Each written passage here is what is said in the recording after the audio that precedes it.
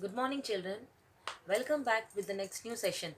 So, in this session, we are going to discuss the question and answers from the lesson Mughal Empire. Yes, from the lesson number 14 of 7th class textbook, the Mughal Empire.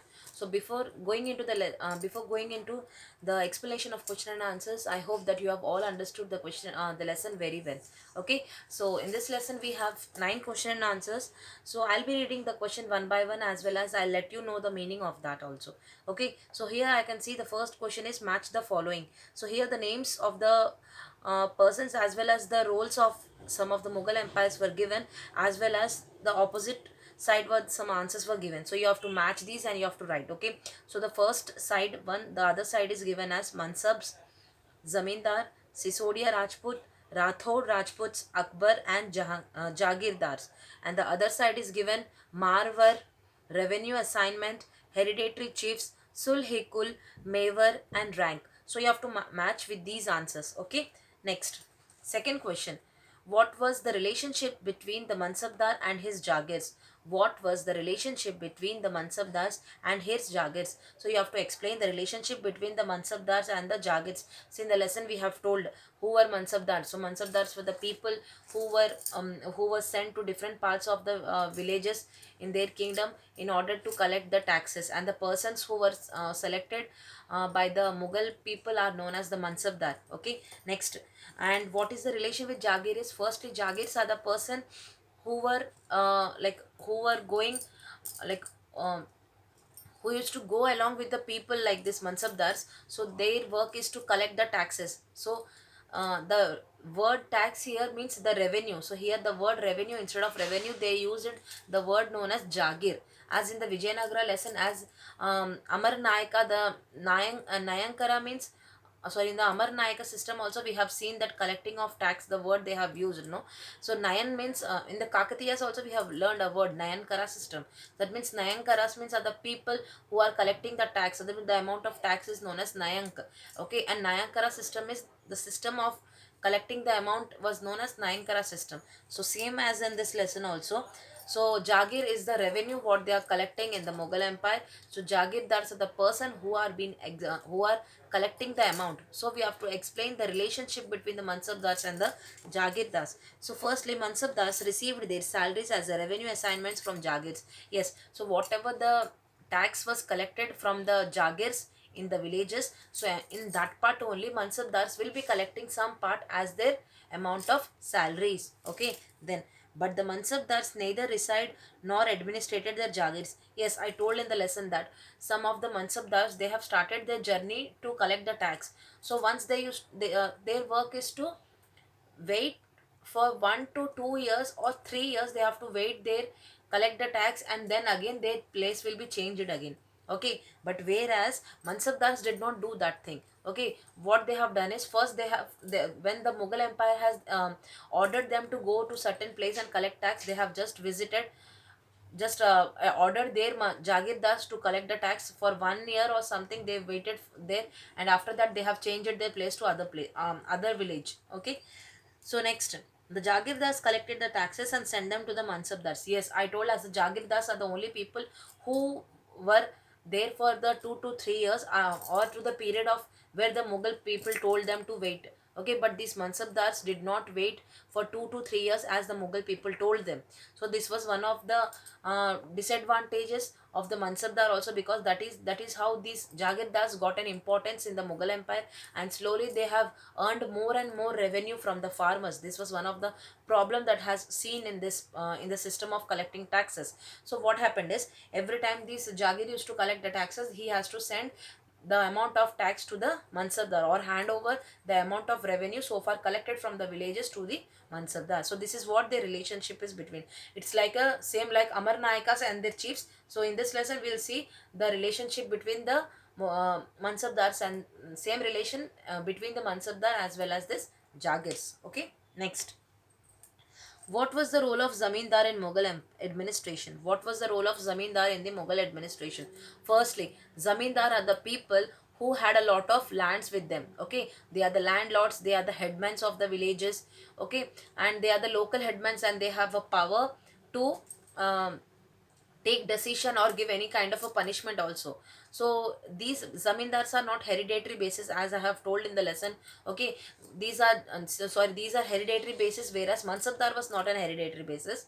I've confused. Okay, mansabdar is an non-hereditary basis. That means only the Mughal people will choose the person who will be the mansabdar.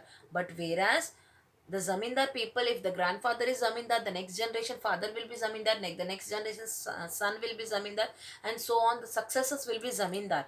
Okay, so zamindar's family is a success, like hereditary basis family. Okay, now so what was their role in Mughal administration? So firstly, zamindars were the intermediators. Yes, obviously between the farmers to the Mughal emperor. So there were some people who were collecting actual tax. So these people are known as zamindars. So zamindars were the people in the first place. In the first place, they are Mughal empire. Second place, they are zamindars, and third, they are these farmers or the small poor peasants. Peasants means nothing but poor farmers are known as peasants. Okay, here here peasants means work, like laborers or weavers or potters, everyone will come here. Okay, so between the Mughal empire and between the Mughal kings and the peasants, the person who is there in the middle is known as zamindar. So these people are known as intermediator. That means they are connecting two of these groups. Okay, now they were either the village headman or powerful chieftains. Just now I have told they were like a headman of the village, or they used to act as a chieftains also. Chieftains means nothing but chief. That means head of the village. Okay, then they too had contingent of armored forces. Yes, like the mansabdars used to have. Okay, even these people also have, like, these jamindars also have kind of bodyguards. In your language it is known as bodyguards, a group of armored forces. That means they wherever this zamindar used to go, a group of people used to follow him. Okay, like bodyguards in our language. Next, last point, they often acted as a representative to the local people in dealing with the Mughal officials. Yes, so whenever there is a meeting or whenever anything has to be conveyed, this zamindar was the person who used to convey all the problems or whatever the situation is happening in the village. This person zamindar used to convey on the behalf of the people who are living in the village to the Mughal kings. Understood? So these are the people, this zamindar are the people who will be acting as a what is this mediator. As he is a mediator, he will convey on the behalf of the people living in the village. Okay, so this is the answer. We'll go to the next answer. How were the debates with the religious scholars important in the formation of Akbar's ideas on governance? How were the debates with religious scholars important in the formation of Akbar's ideas on governance? I told in the lesson that Akbar wanted a universal peace in his kingdom, that he wanted all the religions to be together, because he has an interest of learning the concepts, as well as he wanted to know the importance of every religion. So he wanted all the religions to be together. So he has written a book also known as Akbar Nama. So that was written by one of his friend known as Abul Fazl. And I've also told that Abul Fazl was the person who was also a member of his Akbar's court, isn't it? So what it is, let's see. Akbar was interested in religions and social customs of different people. Just now I've told. So he started discussions with various religious scholars. Now, he might have knowledge only about his own religion, that is Muslims, but he might not have knowledge about the Hindus. That is, he has to go to the Brahmins and collect the information. He has to go to the priest for getting the knowledge about the Christians. He has to go to some other persons for Jewish. Okay, or if it is for Buddhism, okay, or Jainism, he should go to other places. Scholars means who? Persons who have a lot of knowledge are known as scholars. As in the Hindu tradition, it is known as Brahmins, or the people, or this people who offer the pujas in the temple are known as Brahmins. They have a lot of knowledge about their own culture, isn't it? So same like the priest also. Priest, a person who offer the what is pujas and all in the churches. Okay, so that person has a lot of knowledge about the Bible, isn't it? So every holy book, I mean their own culture holy book, they at least they'll have the knowledge about it. So Akbar, what happened is, when he wanted all the religions to be together, first he wanted to know the importance of the religion, because unless and until he knows the importance of the religion, he will not, it is not it will not be easy for him to bring together all the different religions, isn't it? So that is the first step. What he has taken is, first he has visited to all the scholars of different religions. After meeting them, getting the knowledge about the importance of their religion, then he wanted the people to get together. Okay, so he felt that there are both good and bad elements in all religions. He said he believed that there are all good and bad things in every religion, isn't it? Now they could be separate only with tolerance and reason. So if there is any problem like inequalities or caste discrimination of any such problems are there, then only these religions will be separated. Otherwise all these people are having a same intention of having living together, isn't it?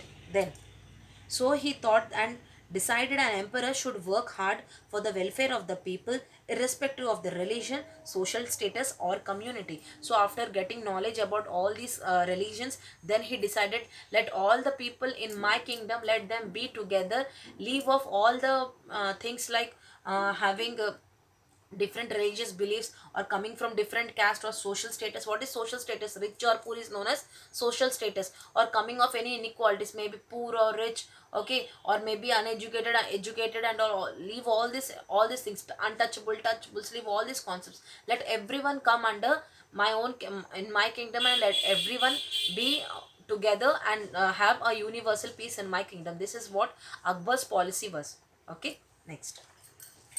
Fifth question. The decision of emperor is final. In this procedure formulated by Mughals, what do you think? Okay. So what they are asking is how, sorry, the decision of the emperor is final. Is this procedure formulated by the Mughals? What do you think? So whatever the decisions the Mughal has taken, that is final. So how, what do you think? Is it correct or not? Yes, it is, because they are the people who brought all these people together, isn't it? During the Akbar's time, the person Akbar, who has worked hard to bring all these religions together, he has learned the importance, as well as he has learned the knowledge about different religions. So he wanted all these religions to bring together. This is the important decision that these people have taken. That means bring all these countries together, that means all these religions together. It's not an easy task, at least in that time. Okay, it may be common in now present days that now we can see that unity in diversity, but it is not uh, very much common in those days, because people will have different ideologies and will have all the complaints of bringing all these people together. Okay, so what happened? See, yes, I do think it so that the policy was formulated by the Mughals, as they had a lot of Samantas who had obeyed them. There would have been many serious issues throughout the kingdom, which would have even affected by the integrity of the empire. So the Mughals might have most probably made it mandatory to the decisions of the empire shall be final. Yes, see, as in the Vijayanagara kingdom, what happened is the chiefs were the chiefs used to listen to the words of Amar Nayakas rather than listening to the words of kings, isn't it? So same here, Jagirdars used to listen to the word of Mansabdars rather than listening to the kings. But Akbar's time, this did not happen. He has controlled all the chiefs together. Chiefs are nothing but the people who were working under the kings, were known as Samantas in the king in the beginning of new kings and kingdoms. I told Samantas are the people who are the subordinates or the helping hands of the king, isn't it? Do you remember, children? So same thing. So as this kings have a lot of Samantas working under them, so maybe some people have a intention of being loyal. Intention means what? Having an idea of working loyal. Loyal means what? They have to be true to the king. They should not cheat him, isn't it? Some people may be like that. Some Samantas will be like that. But there are some other Samantas. What they'll think, we have to we have to collect more and more revenue from the farmers, and we have to get rich. So this is what has also happened during the time of Baba's rule. What has all happened?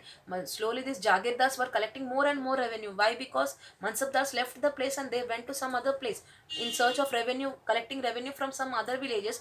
These people were left behind. The people of Jagirdars were left behind. So when they were left behind, what happened? These people have started collecting more and more taxes from the farmers, and slowly their salaries was equal to the Mansabdars. So this thing has happened. So to avoid such things, Akbar has kept has brought all these Jagirdars under their control, and finally they could see that lot of Mansabdars has already left from their jobs.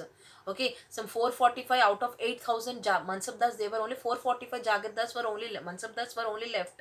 So see how much people have left from their job because of this, the problem what they have created. So that is the reason why whatever they said is, though there are many Samantas or though there are many Jagirs, whatever they do, the the decision of the king is final for the kingdom, and that is everyone in the kingdom has to listen that and has to obey that. Understood? So this is what an actual king has to do, rather than Samantha taking a decision, because Samantha is just a helping hand to them. He's not a person who has to take a decision, isn't it? Then, next question. Why did the Mughal allow the earlier rulers to continue in their old kingdom as before? Why did the Mughals allow the earlier rulers to continue in their old kingdoms as before? First thing is, they understood the Mughals are the very powerful kings, isn't it? Because they wanted these, they have seen that these Mughals started occupying or started um, occupying every place in the country of India. Where when they have entered into India, they have seen that most of the places are been ruling by the different kings. They have said a simple thing that, please, no need to leave your kingdom, you can stay in your own kingdom. You have to just do is collect the revenue, collect the tax, and you have to hand over to us. Otherwise, if some people goes against to them, their kingdom will be defeated, and whatever the property is, it will be taken by the Mughals. So they have a clear concept of, they have a clear concept of collect the tax and hand over to us. Otherwise, if it is not, they will be defeated, and their entire an empire or kingdom or whatever the property is will be going into the hands of Mughal empire. So many of the kingdoms have obeyed to this, and they have listened, and finally they have collected taxes, and they have given to them, and in return Mughals have also supported them. But the people like this Sisodia Rajput from Chittoor, I have told in the lesson that they have refused accepting their proposal, because they did not want they did not want to collect the tax and give away to the Mughals there. Okay, so let's see what happened. By allowing old rulers to continue in their old kingdom, administration was made easy. Yes, because they cannot go to every part of the country in India. When we are talking about India, they cannot go to every part of the country where already their own kings were ruling. For example, we have learned about Kakatiya, they were ruling in one place. We have learned about Vijayanagara, they were ruling in one place. It is not possible all of a sudden the Mughal empire to go there and start ruling there, because people, first thing, people will have a fear, and next thing, people will have no confidence on the king, that we have to obey to the words of the king or give revenue and all, isn't it? So to go in and systematic in a smooth way, what Mughal empire decided is, let the kings be in their own kingdom, just tell them to collect the revenue and give it to us. Then, with gratitude, they would be cooperate and loyal to the empire. So what they wanted is, let it be go in a smooth way, just they have to collect the revenue and give. So this is what they wanted, and this was all has happened also, and only Sisodia Rajputs have only refused to that. And even many of the Rajputs wanted to have a relation with these people of Mughals, so that they have given, like, that is the reason why they have given their daughters, like their daughters were married to the people of Mughal empires also. As the mother of Shah Jahan and the Jahangirs, all these people belong to the Rajputs only. The queen of the princess of this Jodhpur, the princess of Jaipur, were the mothers of the Shah Jahan and Jahangir also. Okay, then next question. Why was the policy of Sulhi-Kul important for the Mughals to control their vast empire? See, children, about Sulhi-Kul, I have told you that Akbar wanted universal peace, isn't it? Universal peace in their word was Sulhi-Kul. In their language, it was Sulhi-Kul. What he wanted is, in his kingdom, he wanted all the religions will be together. They should have a relation like a brother among themselves, and let every religion have an equal importance, and let everyone live together in his kingdom, so that he can see a peaceful kingdom running. So that is why the concept of Sulhi Kul was liked by the people of Mughal Empire, and they have still followed that. Okay, then eighth question. Read the first para under the title Zabt and Zamindar of page number 126 and comment on it. So children, in the textbook in the page number 126 about the Zabt and the Zamindar is all given. You have to read the paragraph and you have to comment in your own words. Okay. Then finally the ninth question. Collect and fill in the blanks. Fill in the table with the particulars of Mughal emperors. Collect and fill in the table with the particulars of Mughal emperors. So what happened is, here they have given a box here where you have to write name of the emperor. Okay, name of the emperor you have to write. Okay, time of their ruling time you have to write, and important features, what they have done, what was the important thing they have done. For example, Akbar was the person who has decided to bring all these religions together. Jahangir has done something, or Babar, the first person, has done something. Just you have to write about them and their ruling time. That means so and so, like 506 to 530, 526 to 530 of Babar. So like that, so and so, you have to write the other people ruling period, as well as what is the important thing they have done during their ruling. Okay, so this was all these 9 question and answers from the lesson Mughal Empire. I hope you have all understood these meaning of these question and answers very well. Okay, for any more doubts and queries, please ask us immediately. We'll meet up in the next upcoming class. Till then, bye children. Thank you. Have a nice day.